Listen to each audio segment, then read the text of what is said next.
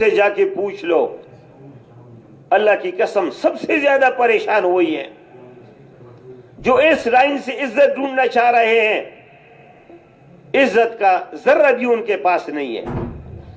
جو اس لائن سے خوشی ڈھونڈنا چاہتے ہیں، خوشی کا ایک ذرہ بھی ان کے پاس نہیں ہے، پریشانیوں کے سوا کچھ نہیں ہے۔ بڑا عہدہ مل جائے، بڑا عہدہ مل جائے، بڑا مکان، ہم بھی لالچائی ہوئی دیکھتے ہیں، او فلان کا ایسے جا رہا آگے آگے پیچھے گاڑیاں یہ وہ، اس سے تو پوچھو کہ وہ کس حال میں ہے۔ اللہ کی قسم کھانے کا مذہب ہی نہیں ہے کہ کیا کھا رہا ہوں، کہ یہ دنیا اس لیے اللہ نے بنائی نہیں ہے، ہاں اس لیے اللہ نے دنیا بنائی نہیں ہے کہ یہاں آ کے اللہ کے حکموں کو توڑو اور پھر تو جو خوشیاں مل جائیں گی، سوال ہی پیدا نہیں ہوتا، سوال ہی پیدا نہیں ہوتا۔ تم جاؤ نا کسی بڑے کے، کسی کے پاس تم نوکر ہو یا کسی کے بڑا تمہارا کوئی، اس کے دفتر میں جاؤ، اس کے خلاف بات کرو، اس کے خلاف بات کرو، تمہارے ساتھ کیا کرتا ہے؟ تمہیں چھوڑتا ہے؟ تو تم کسی بڑے افسر کے دفتر میں جا کے اس کے خلاف تو بات کر لو۔ اور دنیا میں رہتے ہوئے اللہ کی نافرمانی کر رہے ہو، اللہ کے خلاف کر رہے ہو، اور پھر تجھے خوشی ملے گی، پھر تجھے عزت ملے گی، پھر تجھے راحت ملے گی؟ نہیں ہو سکتا۔ یہ بات سمجھانی ہے سارے انسانوں کو۔ انبیاء علیہ السلام انسانوں کے ہمدرد بن کے آتے تھے اور ان کو سمجھاتے تھے، ارے لوگو، ساری کامیابیاں ایک اللہ کے پاس ہیں، ساری خوشیاں ایک اللہ کے پاس ہیں، اللہ کی مان لو، اللہ کی مان لو، دنیا میں بھی کامیاب ہو جاؤ گے، دنیا میں بھی راحت ملے گی، سکون ملے گا، خوشی ملے گی، مرنے کے بعد بھی مزے کرو گے۔ حضور پاک صلی اللہ علیہ وسلم نے اعمال میں بتائی ہیں کامیابیاں، اعمال میں بتائی ہیں۔ ایک ہمارے بڑے کا قول ہے، وہ فرماتے تھے کہ ارے تمہیں بتا دوں تمہیں سکون کس سے ملے گا؟ ارے تم یہ 5 کام تو روزانہ سنت کے مطابق کرنا شروع کر دو، دیکھو کتنا سکون ملے گا تجھے، تیرے دل میں اطمینان اللہ ڈالے گا۔ ارے تیرا کھانا سنت پہ آ جائے، تیرا پینا سنت پہ آ جائے، تیرا سونا لیٹنا، یعنی رات کو تیرا آرام کرنا سنت طریقے پہ آ جائے، پیشاب پخانا سنت طریقے پہ آ جائے، گھر سے نکلنا، گھر میں داخل ہونا سنت طریقے پہ آ جائے، مسجد میں آنا جانا سنت طریقے پہ آ جائے، کر تو لو پھر دیکھو، کر تو لو پھر دیکھو کہ اللہ تجھے کتنا سکون دیتا ہے۔ جو راستہ سکون کے ملنے کا ہے، جو راستہ خوشیوں کے ملنے کا ہے، ذرا دھیان ہی نہیں جاتا۔ اللہ پاک فرماتے ہیں، الا بذکر اللہ تطمئن القلوب۔ ارے جس نے اطمینان بنایا ہے، جس کے ہاتھ میں سکون ہے، جس کے ہاتھ میں خوشیاں ہیں، وہ اعلان کر رہا ہے، الا بذکر اللہ تطمئن القلوب۔ ارے جان لو، اللہ کے نام کے بغیر اطمینان نہیں ہے۔ اطمینان جو تجھے ملے گا، دل کی ٹھنڈک اور دل کو جو سکون ملے گا، وہ تو اللہ کے نام سے ملے گا۔ لو بیٹھ کے دیکھ تو لو، ذرا تھوڑا سا اللہ کا ذکر تو کر کے دیکھ لو، کتنا سکون ملتا ہے، اور آپ اس کو محسوس کر رہے ہیں۔ اب کوئی دفتر سے اٹھ کے آیا ہوگا، کوئی گھروں سے اٹھ کے آیا ہوگا، کوئی کس ماحول سے آیا ہوگا، سچ کہو کہ اس ماحول میں رہ کر کتنا اطمینان مل رہا ہے۔ جو سکون، جو اطمینان، وہ اللہ کے نام میں ہے، وہ اللہ کے کام میں ہے، وہ اللہ کے گھر میں ہے، وہ کہیں اور نہیں، کہیں اور نہیں۔ اور اللہ پاک کو اپنے بندوں سے کتنا پیار ہے، اللہ پاک کو اپنے بندوں سے کتنی محبت ہے۔ دیکھو یہ ایک مرغی ہے، مرغی، اس کے بچے ہوتے ہیں، چھوٹے چھوٹے بچے انڈوں سے نکلتے ہیں، مرغی اس کو کٹ کٹ کٹ کر کے ادھر ادھر اب ان مرغی اگر کہیں بلی آ جائے نا، بلی، او یہ مرغی جو خود بلی سے بھاگتی ہے اب اس موقع پہ ببر شیر بن جاتی ہے، اب اس بلی اس کے قریب اور اس پہ جھپٹتی ہے، اور کتا آ جائے اس کی طرح جب.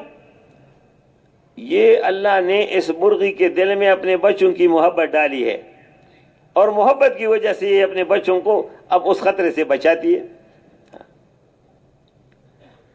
باپ کو بچے سے محبت، ماں کو اپنے بچے سے محبت، بھائی کو بھائی سے محبت، بہن سے محبت.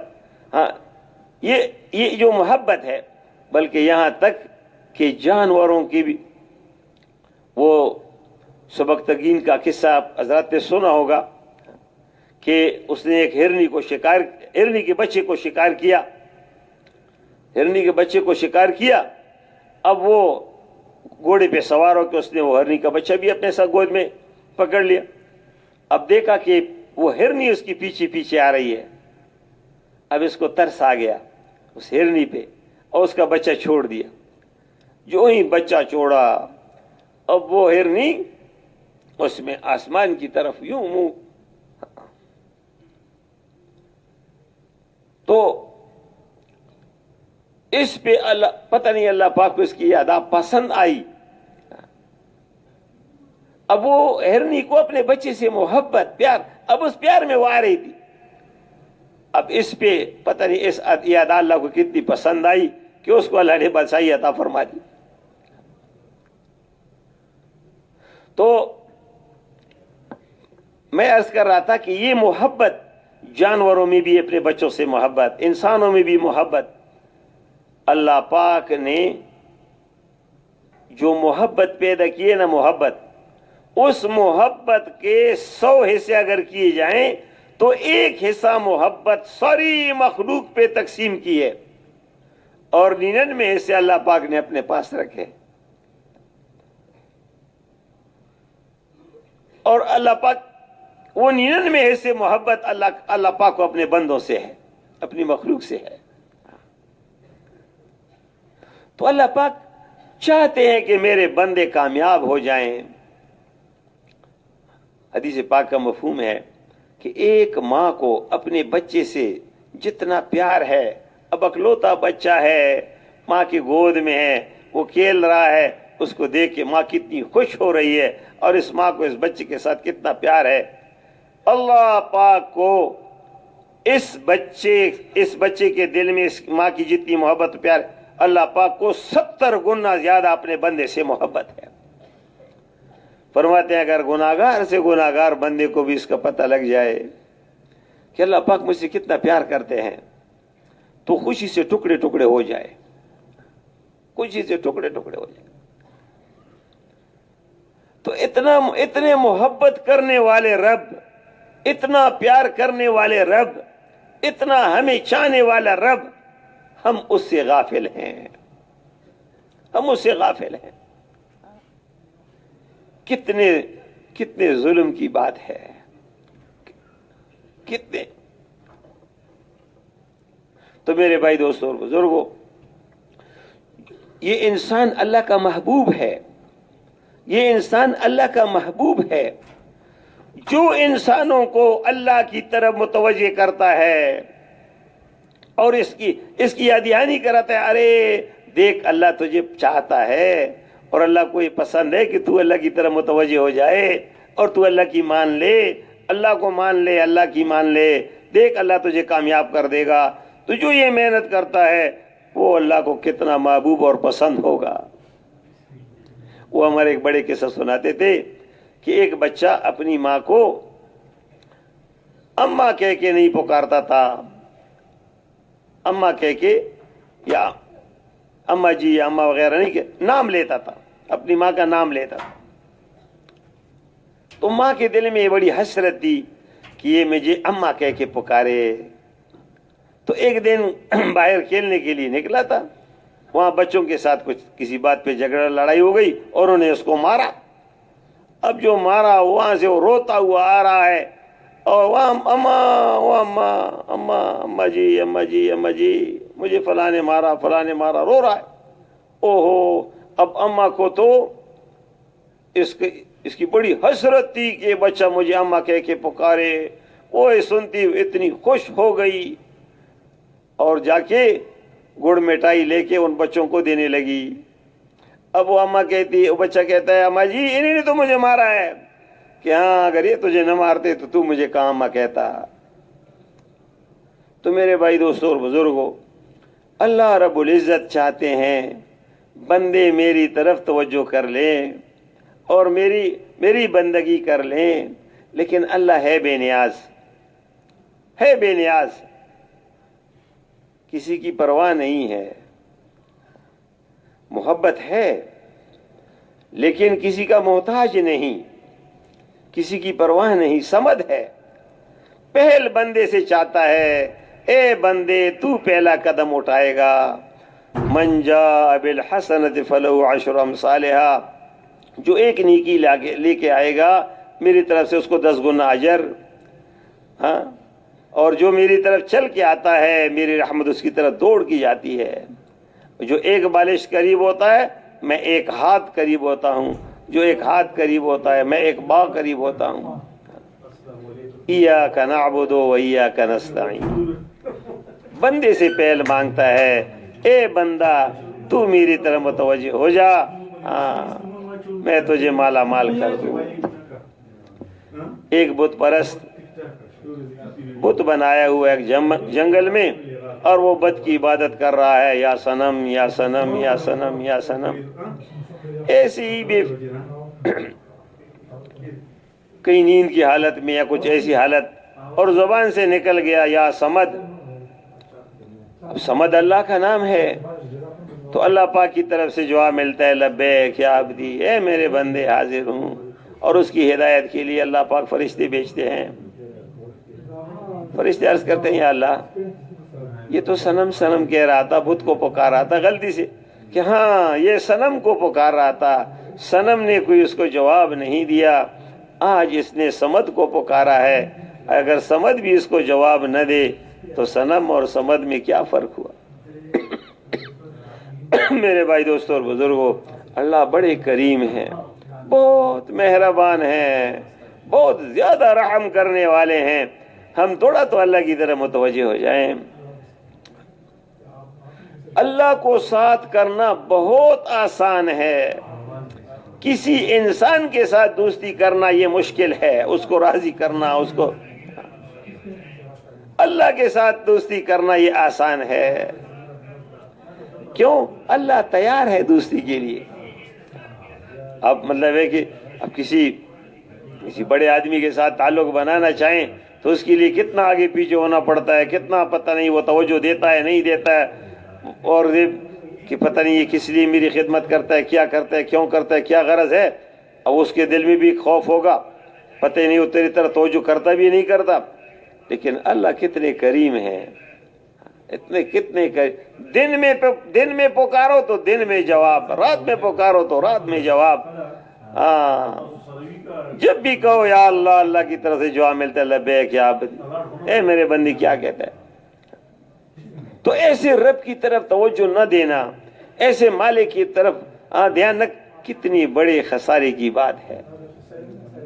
تو میرے بھائی دوستوں اور بزرگوں، اللہ جل جلالہ نے ہمارے اور آپ پر کتنا بڑا احسان کیا ہے، کتنا کرم کیا ہے، کتنا اللہ پاک نے ہمیں نوازا ہے کہ اللہ جل جلالہ نے ہمیں انسان بنایا اور مسلمان بنایا، پھر حضور صلی اللہ علیہ وسلم کی امت میں پیدا کیا. اور اللہ پاک نے پھر کتنا کرم کیا کہ ایسے وقت میں پیدا کیا کہ اللہ نے نبی والی محنت کو پھر وجود دے دیا. اللہ پاک نے اس محنت کو پھر وجود دے دیا. کتنا بڑا اللہ کا احسان ہے. اور پھر بھی اس کام میں کمی کرنا، اس کام کی طرف سے منہ موڑنا، اس میں سستی اور کوتاہی کرنا، کتنا بڑا نقصان کر رہے ہیں. میں ایک بھائی سے بات کر رہا تھا، میں نے کہا نیکی کے کام بہت ہیں، نیکی کے کام بہت ہیں، لیکن نبی کا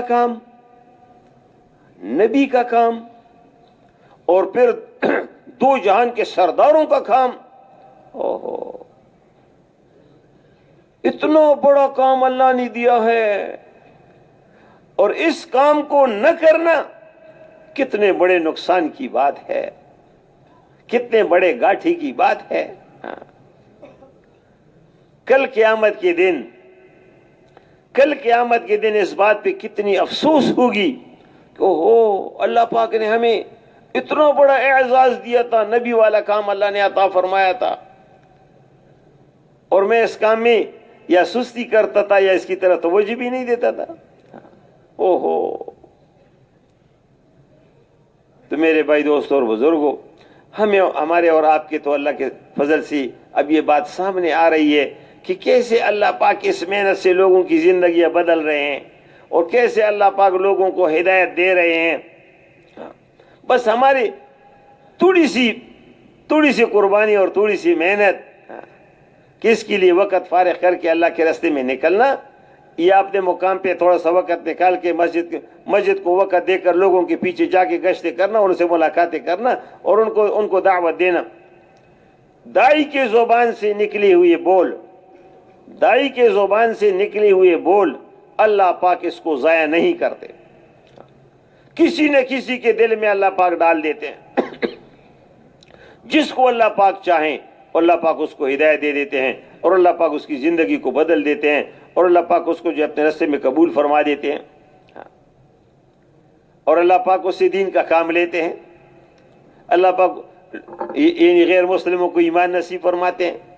تو جس کی زبان سے نکلے ہوئے بول اللہ پاک نے جس کے دل میں ڈال دیے، اس کی زندگی بدل گئی۔ اب وہ جتنے اعمال کرے گا اس کے اعمال نامے میں لکھے جائیں گے۔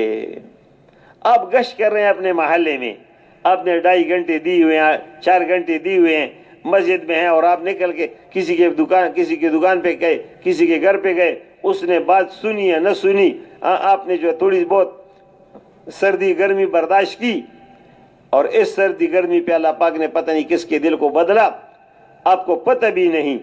اب وہ اللہ کے راستے میں نکل کر اب دین کی محنت کر رہا ہے، اب اس کی زندگی بدلی، وہ جو اعمال کر رہا ہے اس کے ذریعے سے اوروں کی زندگی بدلی، وہ جو اعمال کر رہے ہیں وہ سارے آپ کے اعمال نامے میں لکھے جائیں گے۔ اور کل قیامت کے دن جب آپ کو اعمال نامہ ملے گا، اور اتنے لوگ تیری وجہ سے اسلام میں آئے، اور اتنے وجہ سے لوگ نمازی بنے، اور اتنے حجوں کا ثواب اور اتنے صدقوں کا ثواب، اتنے فلاں کا، حیران ہوں گے یہ کہاں سے ہو گیا۔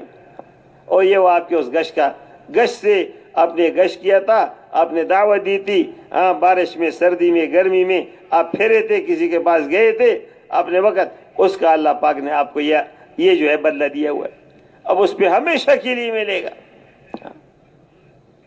تو میرے بھائی دوستوں اور بزرگوں، اللہ پاک نے ہمیں ایسا کام عطا فرمایا۔ ابھی ہمیں ایک ساتھی ملا وہاں مدینہ منورہ میں، اس کے ساتھ تھوڑی بات ہو گئی ہماری، تو اس کا وقت لگا ہوا تھا، اس نے کارگزاری سنائی کہ ہمارے علاقے میں ایک آدمی تھا جس کی زندگی اچھی نہیں تھی، اور وہ دنیا کے لحاظ سے ذرا، تو اللہ نے اس کو توفیق، نکلا اللہ کے راستے میں، زندگی اس کی بدل گئی۔ اس کے 9 بھائی تھے، سب کو اس نے دعوت والے کام پہ لگایا، اللہ پاک نے ان کی زندگیاں بھی بدلی۔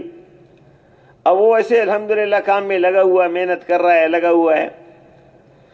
تو ایک علاقے میں تھا، وہ افغانستان کے کندوز کے علاقے کا تھا،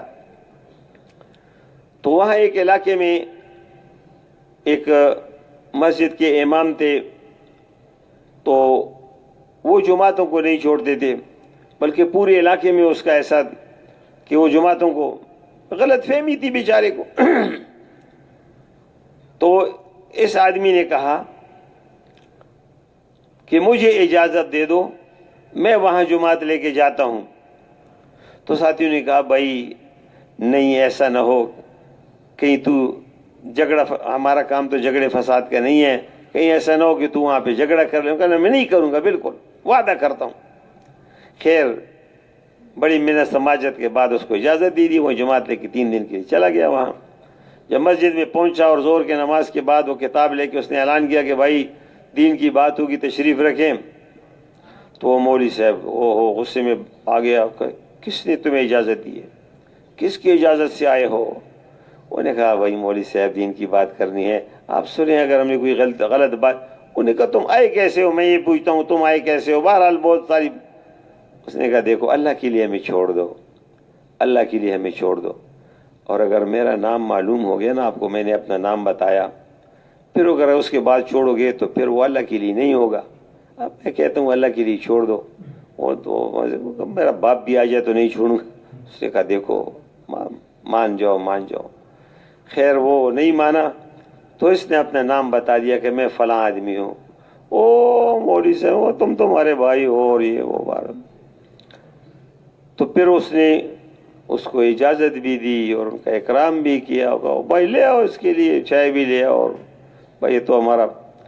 تو اللہ پاک نے اس کے ذریعے سے وہاں کام چالو کروا دیا. تو اس نے بتایا کہ وہ یہاں آیا تھا مدینہ منورہ میں، وہ یہاں جو ہمارے کام کرنے والے ساتھی ہیں ان کے ساتھ انہوں نے بات کی. اللہ نے ایسے اس کے بات میں درد رکھی ایسا کہ جب وہ بات کرتا تھا تو سننے والے آگے ایسے کہ ان کا کسی کا آنسو نہیں روکتے تھے اور ایسے رو رہے ہیں. اللہ نے ایسے اس کے اندر وہ بات میں تاثیر رکھی تھی. پھر اللہ پاک ایسے لوگوں کو ہدایت دیتے ہیں جو سینکڑوں اور ہزاروں لوگوں کی زندگیاں بدلنے کا ذریعہ بنتے ہیں. اور یہ کام یہ تو حضور پاک صلی اللہ علیہ وسلم کی خوشخبری ہے.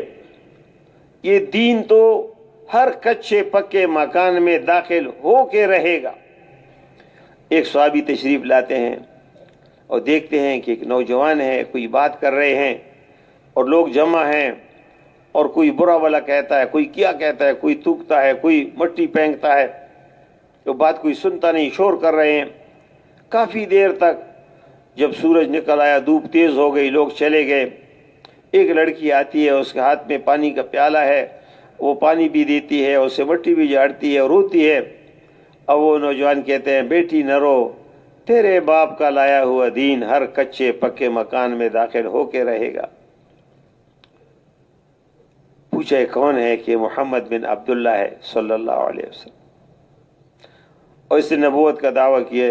یہ لوگوں کو کہتا ہے کہ اے لوگوں ایک اللہ کو مان لو، اور یہ قوم کہتی ہے کہ اچھا ہمارے اتنے سارے خدا اور اس کو ان کو چھوڑ دے، اب باپ دادا کا دین چھوڑ دے اور تمہاری بات مان لے. اور اس پر یہ اس کے دشمن ہو گئے ہیں، اس کو مارتے ہیں.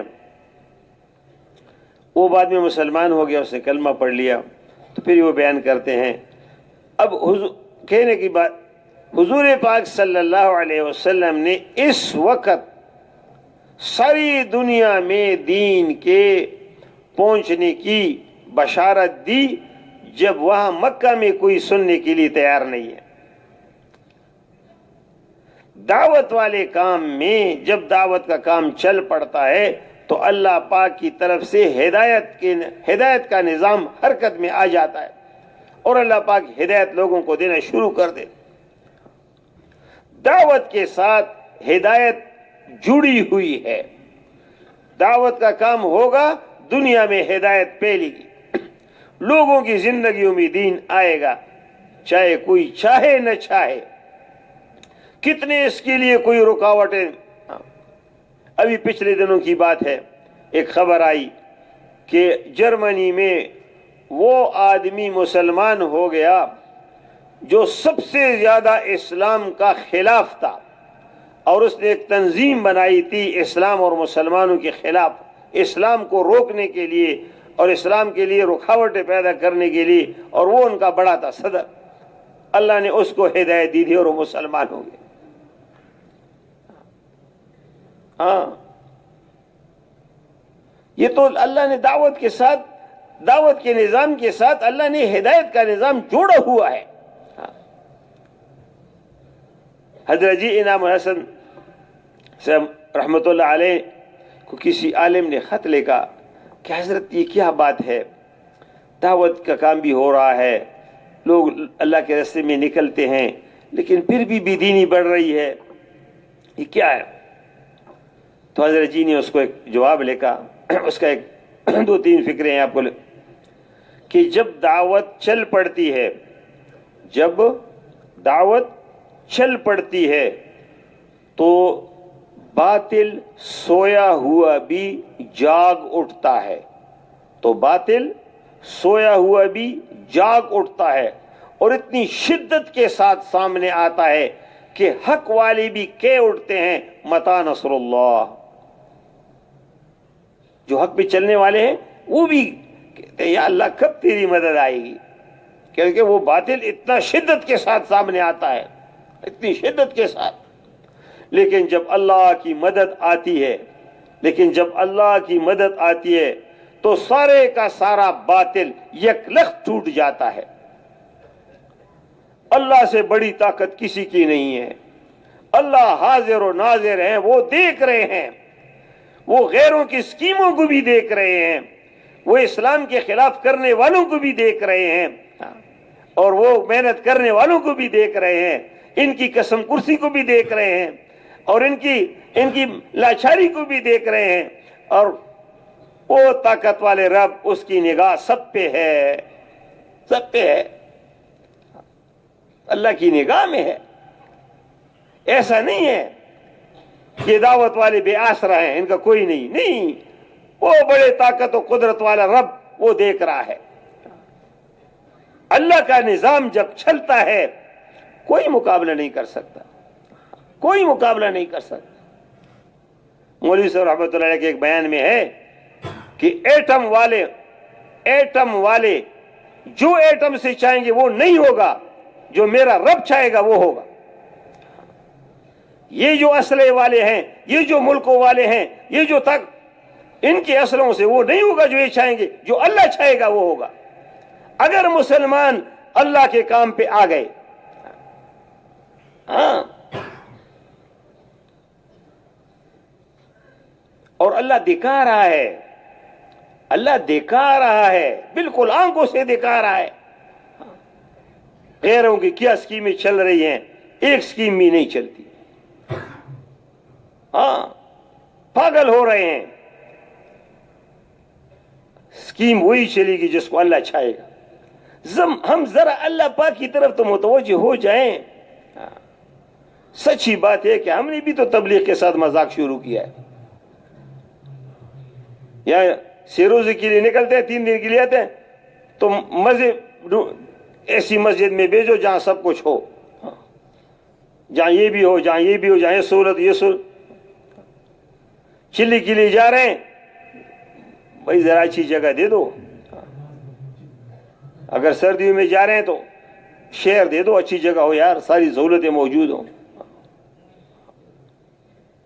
یعنی کام تو سامنے نہیں ہے کہ جس کام کے لیے جا رہے ہیں وہ کام سامو، جہاں ضرورت ہے، جہاں لوگوں کو کلمہ نہیں آتا، جہاں لوگ نماز نہیں پڑھتے ہیں، جہاں مسجدیں غیر آباد ہیں، جہاں مسجدوں کو تالے لگے ہوئے ہیں.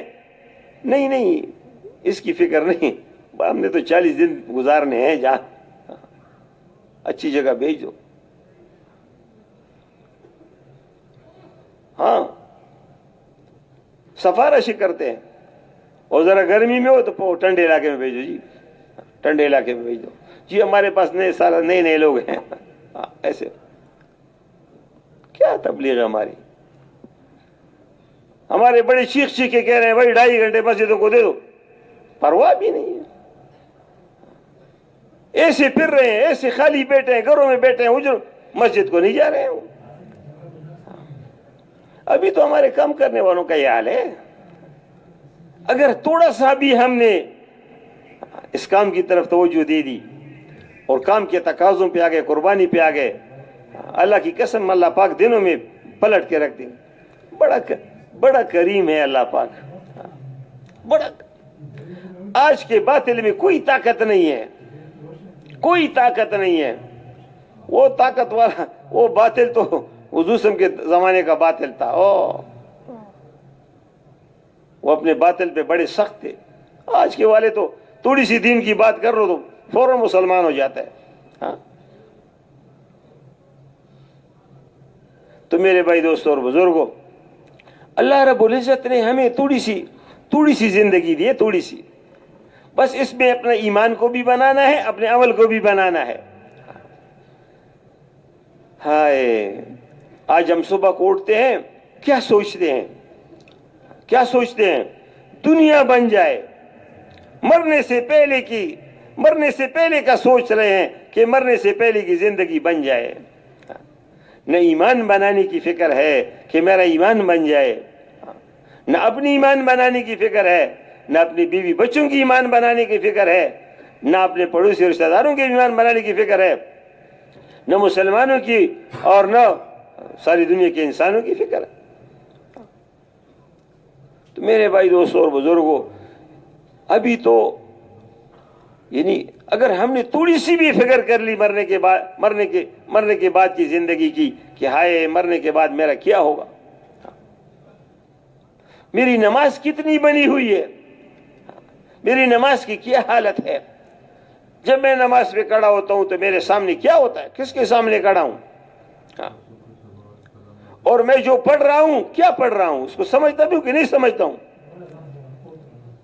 ارے بھائی مسلمان کے گھر میں پیدا ہو گیا ہوں, 40-50 سال کی عمر ہے, 30 سال کی عمر ہے, 20 سال کی عمر ہے, اور کتنے سالوں سے نماز پڑھ رہا ہوں. کبھی توجہ بھی کی ہے نماز کی طرف کہ میں اللہ کے ساتھ کون سی بات کر رہا ہوں. یہ نماز تو اللہ کے ساتھ باتیں ہیں, اور اس 24 گھنٹے میں دین کی ایک بات سیکھو. ارے کلمے کو صحیح کر لو, کلمے کے معنی کو سمجھ لو, کلمے کے مفہوم کو سمجھ لو. ارے کلمہ کسی اور کے سامنے پیش کر دو, ارے نماز کو بنا لو. ہاں, نماز کے ثنا کو سیکھ لو, فاتحہ کو سیکھ لو, سورتوں کو سیکھ لو, اتحیات کو صحیح کر لو, دعائے قنوت کو صحیح کر لو. جو قرآن نماز میں پڑھتے ہو اس کا صحیح تلفظ کے ساتھ پڑھنا یہ فرض ہے. اب جو اس اپنے قرآن کے الفاظ کو صحیح کرنے کی مشق نہیں کرتا, اس کے لیے وقت نہیں نکالتا, تو وہ اللہ پاک کے اس حکم کو کتنا ٹال رہا ہے. یعنی اللہ پاک کے اس حکم کو کتنا ٹال رہا ہے, پرواہ ہی نہیں اللہ کے اس حکم کا کہ میں نماز کو صحیح کر لوں, نماز میں جو پڑھ رہا ہوں, جو قرآن پڑھ رہا ہوں, اس کو صحیح کر لوں.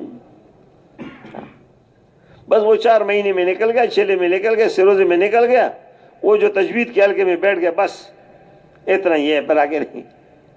بھائی اس کے لیے تو کچھ روزانہ وقت دینا پڑے گا. 10 منٹ دے دو, 5 منٹ دے دو, آدھا جتنا تم سے ہو سکے, لیکن شروع تو کر لو, نیت تو کر لو, اپنی نماز کو صحیح کرنے کی نیت تو کر لو. مولانا اشرف علی تھانوی رحمۃ اللہ علیہ کے استاد ہیں مولانا یعقوب رحمۃ اللہ علیہ, بہت بڑے بزرگ عالم گزرے ہیں, بڑے مناقب ہیں ان کے, بڑے قصے ہیں ان کی ولایت کی, ان کی بزرگی کی. وہ کہتے ہیں کہ خشوع اور خضوع کے ساتھ نماز پڑھنا منہ کے اندر رکھے ہوئے نوالے کے نگلنے سے زیادہ آسان ہے. کس کے لیے؟ جو اس کی نیت کر لے, جو اس کی, اب سوچو خود اپنے لیے, کسی اور کے بارے میں نہیں کہنا, میں اپنے بارے میں, میں خود اپنے دل کو سوچ کہ میں نے کبھی اس کی نیت کی ہے کہ میں خشوع خضوع کے ساتھ نماز پڑھ لوں, میں وہ نماز پڑھ لوں جو اللہ کے ہاں قبول ہے. اس کی نیت بھی کہ نیت پہ اللہ پاک آسان کر دیتے ہیں. ارے اللہ توفیق دیتے ہیں, لا حول ولا قوت الا باللہ. چھوٹی سی چھوٹی نیکی بھی اللہ کے توفیق کے بغیر کوئی نہیں کر سکتا, اور چھوٹے سے چھوٹے گناہ سے اللہ کے فضل کے بغیر کوئی نہیں بچ سکتا. وہ تو توفیق اللہ دیتے ہیں, لیکن اللہ سے مانگ تو لے, نیت تو کر لیں. تو کیا خیال ہے بھائی, کس نے اس کی نیت کی کہ انشاءاللہ آج کے بعد میں خشوع خضوع کے ساتھ نماز پڑھوں گا, اور اس نماز کو سیکھنے کے لیے وقت نکالوں گا, سیکھوں گی. دین سیکھنا عبادت ہے, دین سیکھنا عبادت ہے. وہ آپ حضرات نے سنا ہوگا نا کہ وضو کرتے وقت اگر کوئی اس کی نیت نہیں کرتا کہ میں اللہ کی عبادت کر رہا ہوں, اور اس پہ میں جو ہاتھ دھو رہا ہوں میرے ہاتھوں کے گناہ دھل رہے ہیں، منہ میں پانی ڈالنے سے میری زبان کی گناہ دھل رہے ہیں، اور ناک میں پانی ڈالنے سے اس کے گناہ دھل رہے ہیں، چہرے دھونے سے آنکھوں کی دعا دھل رہے ہیں، اور مسح کرنے سے سر کے اور کھانوں کے گناہ دھل رہے ہیں۔ اگر وضو کرتے ہوئے اس کی نیت نہیں ہے، عبادت کی نیت نہیں ہے، اس پہ اجر کی نیت نہیں ہے، تو وضو تو ہو جائے گا لیکن اس پہ اجر نہیں ملے گا۔ اب وضو میں 4 فرض ہیں، 4 فرض ہیں۔ اگر فرض یعنی ہاتھ دھوتے وقت اگر اس کا استحضار ہے کہ اللہ کا حکم ہے، فرض ادا ہو رہا ہے، تو 1 سال قبول عبادت کا ثواب لکھ دیا جائے گا۔ ہاں، چہرے کا دھونا فرض ہے، اب فرض ادا کر رہے ہیں، 1 سال قبول عبادت کا ثواب لکھ دیا گیا۔ اور اگر اللہ کے راستے میں تو 49 کروڑ سے ضرب دے دو۔ لیکن بھائی یہ تو اس کا استحضار، اور یہ ہوگا ذکر سے، اور ذکر بھی چلتے پھرتے دھیان کے ساتھ بیٹھ کر تھوڑا سا وقت دے دو، اللہ کے ساتھ بیٹھو، اللہ کے ساتھ بیٹھو، اللہ کے ساتھ باتیں کرو۔ اللہ خوش ہوتے ہیں جب بندہ تنہائی میں اللہ کے ساتھ بات کرتا ہے، اے اللہ میں گناہ گار ہوں، اے اللہ میں ناسمجھ ہوں، اے اللہ مجھے کچھ نہیں آتا، اے اللہ مجھے تو وہ طریقہ بھی نہیں آتا جس پہ تجھے راضی کر لوں، اے اللہ میرا تو کوئی عمل بھی ایسا نہیں جو تیرے دربار میں پیش کر دوں، اے اللہ تو مجھے ایسے ہی معاف کر دے۔ اے اللہ تم خوش ہوتا ہے اللہ پاک جب بندہ اللہ سے بات کرتا ہے۔ موسیٰ علیہ السلام کے زمانے میں ایک گڈریا تھا، گڈریا بھیڑ بکریاں چرانے والا۔ اب وہ بیٹا ہے اور یوں لگا ہوا ہے، اے اللہ اگر میں تجھے دیکھ لوں تو میں تیرے سر میں کنگھی کروں اور تیرے سر کے بال دھو دوں، اور یا اللہ تیری جوئی نکالوں، اور موسیٰ علیہ السلام سن رہے ہیں، کہتے او کیا کہہ رہے، کیا کہہ رہے؟ اوہو اللہ پاک سے پاک ہے۔ اچھا، اوہو بیچارہ ڈر گیا، میں نے غلط بات کی۔ تو موسیٰ علیہ السلام کو وہ یہی، اے موسیٰ تو لوگوں کو میرے ذکر سے منع کرتا ہے، تو لوگوں کو میرے ذکر، یا اللہ وہ تو یوں، انہوں نے کہا بس وہ مجھے اتنا ہی پہچانتا تھا اور مجھے اس کی یہ باتیں اچھی لگ رہی تھی۔ ہاں تو میرے بھائی دوستو بزرگوں، اللہ کے ساتھ بیٹھیں، ذکر کریں، تھوڑا سا تسبیحات کو مکمل کریں توجہ دھیان کے ساتھ۔ جو 1 دفعہ درود شریف پڑھتا ہے، اللہ پاک کی 10 رحمتیں اس پر نازل ہوتی ہیں، 10 رحمتیں اسی وقت، بارش کی طرح سے۔ اس لیے مہاراج صاحب کہتے ہیں، ارے بھائی جب چلتے پھرتے چلو پھرو تو پڑھو درود صلی اللہ علیہ وسلم، صلی اللہ علیہ وسلم۔ جب بازار جا رہے ہو تو درود پڑھ رہے ہو تو ان سارے رستوں پہ اللہ کی رحمتیں آ رہی ہیں، دکان میں بیٹھے ہو اللہ کی رحمتیں آ رہی ہیں، گھر میں بیٹھے ہو اللہ کی رحمتیں آ رہی ہیں۔ وہ کہتے ہیں جو درود شریف 1 دفعہ پڑھتا ہے، فرشتہ لے کے اس کو مدینہ منورہ حضور پاک صلی اللہ علیہ وسلم کے روضہ اقدس تک پہنچاتا ہے۔ اب راستے میں جتنے پتھر حجر یہ آ رہے ہیں وہ سب اس کے ساتھ درود پڑھتے ہیں، اور اس سب کا ثواب اس پڑھنے والے کے عمل نامے میں لکھا جاتا ہے۔ اور درود شریف وہ دعا ہے جو قبول ہے، جو قبول ہے۔ اور میرے بھائی دوستو، استغفار پہ وہ فضائل ہیں جو تقوی پہ ہیں، استغفار پہ وہ فضائل ہیں جو تقوی پہ ہیں۔ اور یہ تیسرا کلمہ جو ہے یہ ایسا جیسی ہی زبان سے نکلا، سبحان اللہ والحمدللہ ولا الہ الا اللہ واللہ اکبر، سیدھا عرش پہ پہنچتا ہے، اور وہاں اس عرش کے گرد چکر لگاتا ہے اور پڑھنے والے کا تذکرہ کرتا ہے، اے اللہ فلاں بن فلاں نے اے اللہ تیری تعریف کی، تیری پاکی بیان کی، اور تیری حمد بیان کی، تیری بڑائی بیان کی، تیری تحلیل بیان۔ تو تسبیحات کا اہتمام ہو، اور وہی مسلمانوں کی قدر دل میں ہو. کہتے ہیں جس کے دل میں کسی کی کمی آ گئی، کسی دوسری کی کمی آ گئی، اللہ کے ہاں مردود ہو گیا. دوسرے کو کم سمجھنا، دوسرے کو کم سمجھنا، دوسرے کو گناہگار سمجھنا، دوسرے کے گناہوں اور عیبوں کو دیکھنا، یہ شیطان کا فعل ہے. شیطان نے کہا تھا میں آدم علیہ السلام سے اچھا ہوں، میں اچھا ہوں، یہ مٹی سے پیدا ہوا ہے، میں آگ سے پیدا ہوں، میں اچھا ہوں. اللہ نے کہا فخرج فإنک رجیم، نکل جا تو مردود ہے.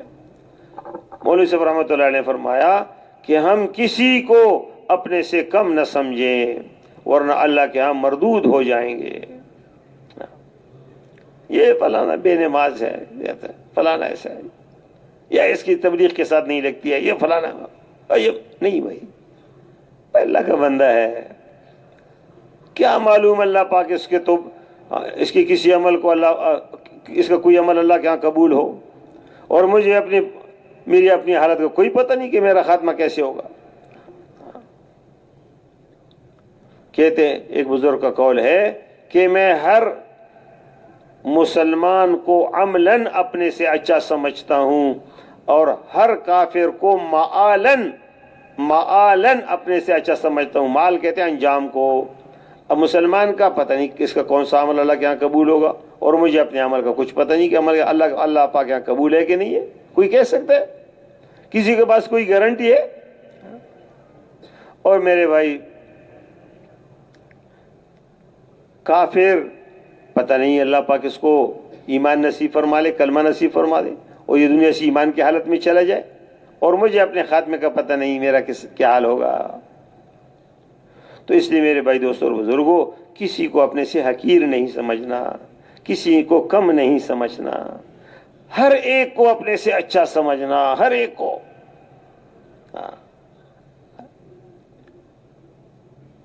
اور میرے بھائی دوستوں اور بزرگوں، ہمارا ہر عمل اللہ کے لیے ہو، اللہ کے لیے ہو. قیامت میں سب سے پہلے جو جہنم میں ڈالا جائے گا وہ کافر نہیں ہوگا، وہ مشرک نہیں ہوگا، وہ زانی نہیں ہوگا، وہ قاتل نہیں ہوگا، وہ سود کھانے والا نہیں ہوگا. ہاں وہ کون ہوگا؟ حدیث پاک میں آتا ہے، فضائل اعمال میں بھی حدیث لکھی ہوئی ہے، فضائل تبلیغ میں حضرت شیخ صاحب نے لکھی ہے. سب سے پہلے جہنم میں جو ڈالا جائے گا وہ تو عالم ہوگا جس میں اخلاص نہیں ہوگا، ریا والا، دنیا کی شہرت کے لیے علم پڑھا ہے. شہید ہوگا جس نے دنیا کے لیے شہرت کے لیے اپنے آپ کو شہید کیا. سخی ہوگا جس کا سب کچھ دین نیک کاموں پہ لگائے لیکن نیت اللہ پاک ذرا سی بھی عمل میں نیت میں شرک کو برداشت نہیں کرتا. اگر کام کرتے ہوئے کسی اور کو بھی یہ بھی دیکھ لے، یہ بھی خوش ہو جائے، اللہ کہتا ہے اسی کے لیے ہے، میرے لیے نہیں ہے. اس لیے میرے بھائی دوستو، ہر عمل کے نیت پہ دیکھنا ہے، نیت پہ.